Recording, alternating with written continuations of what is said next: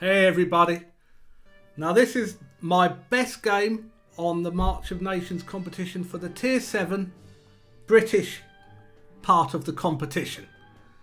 Now it's Himmelsdorf, and boy do I like Himmelsdorf on this particular tank. Now the enemy has 2 artillery and they actually do play a part in this game, unfortunately. But that really was out of my control. Now the lineups look pretty even.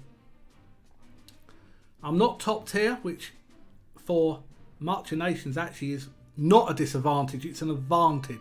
Because if I can damage the T-34, the Pershing, or that Chinese tier 8 tank, that tank destroyer I mean, then I can rack up some serious base experience. And that is what this competition is about.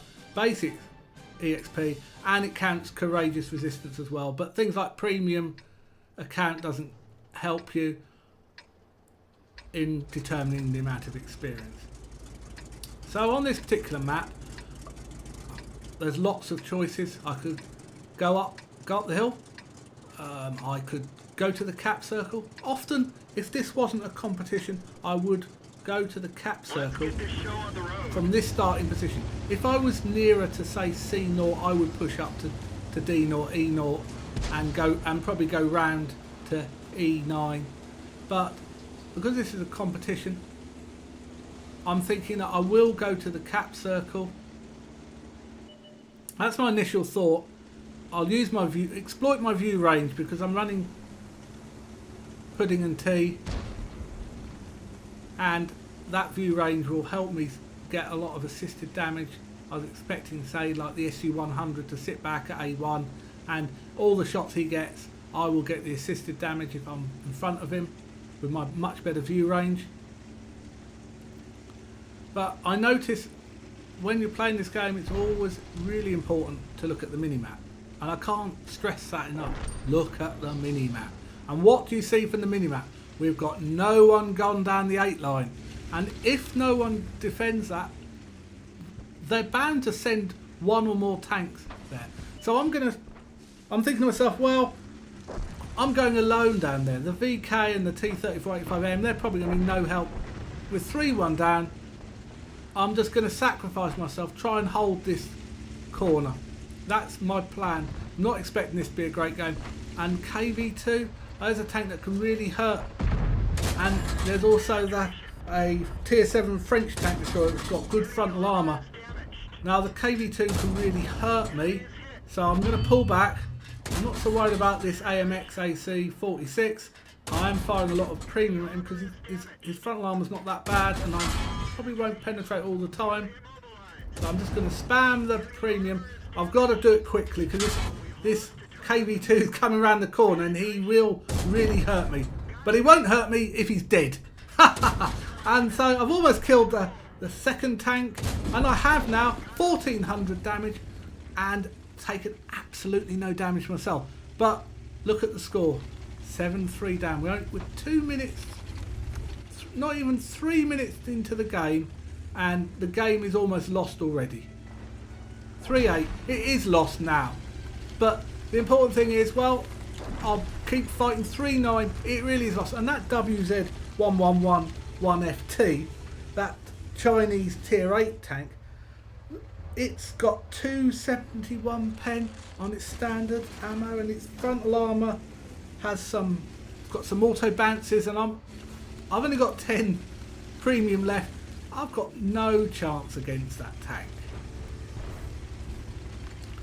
So I'm trying to think, I want to avoid him, but then it dawns on me again that this is March of Nations. I've got to do as much damage as I can. If I could pick up 6 kills or high caliber, then I will get courageous resistance. It doesn't matter that I lose. So I put one into him, and fortunately his 440 shell bounced off me. So that was quite lucky. I don't know how that happened, but he must have hit some really strong part of my armour. Now I know I'm going to take a shot, but it's 10-4. I've got to rack up as much, try and farm as much damage as I can, get as much kills as possible, as quickly as I can. I haven't got any time, there's no niceties, there's no side scraping. I can't do anything like that. I haven't got the time. I've just got to kill this tank. And I kill that tier 8. Now I'm thinking to myself, well, hang on, that's a tier 8 tank. I'll be getting good base EXP for that kill. Bear in mind the amount of damage I did to him. And I did all the... There was no one else spotting that tank. That was all for me. So this could be a really good game. Although the game is lost, from a March of Nations perspective, 6-12, absolutely no chance. And Tiger P has just died. Now it's 7-13. I've got no hope whatsoever. Now, all I can do is just rack up as much damage as I can. Thank you, Mr. Cromwell. That was really nice of you.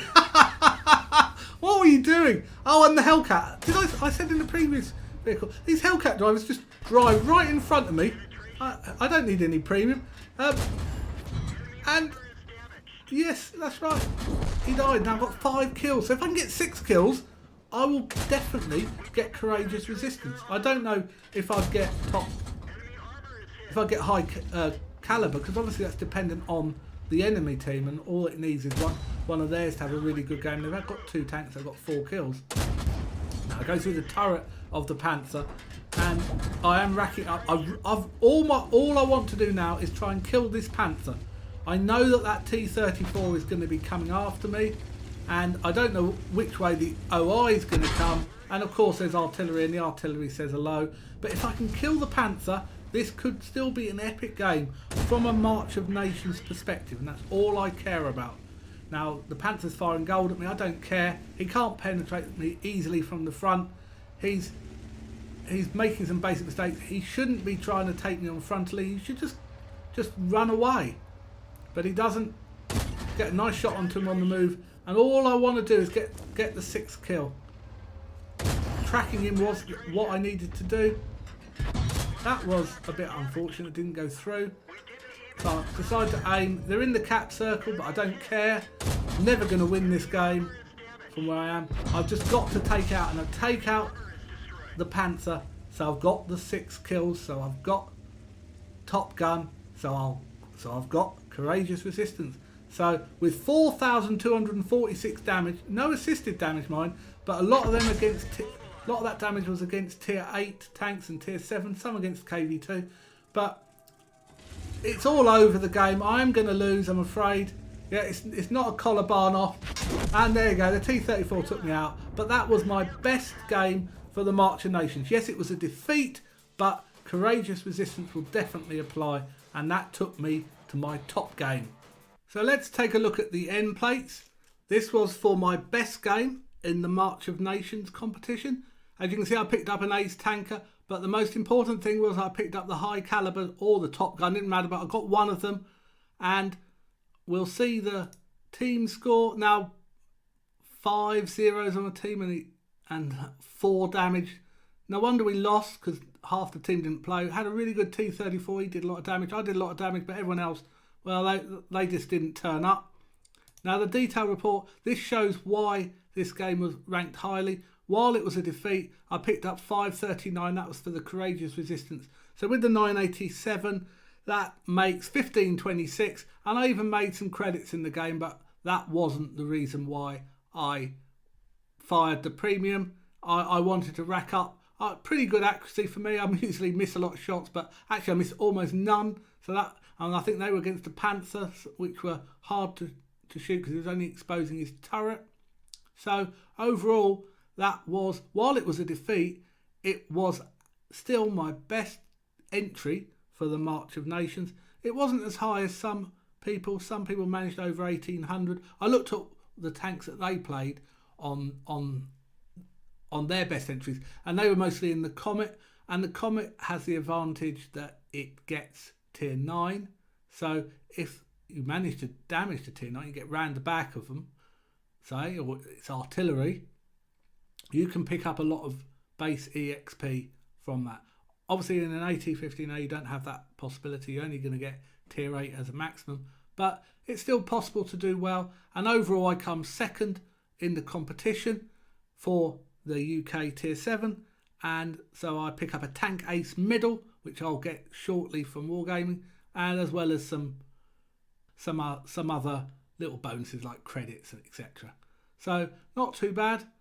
I hope you enjoyed this 5 videos. If you liked the videos, please give each of them a like and also subscribe to my channel. I'm going to be showing a lot more World of Tanks videos and lots of other gaming videos as well. So I hope you enjoyed this video and take care. I'll see you on the battlefield soon. Bye for now.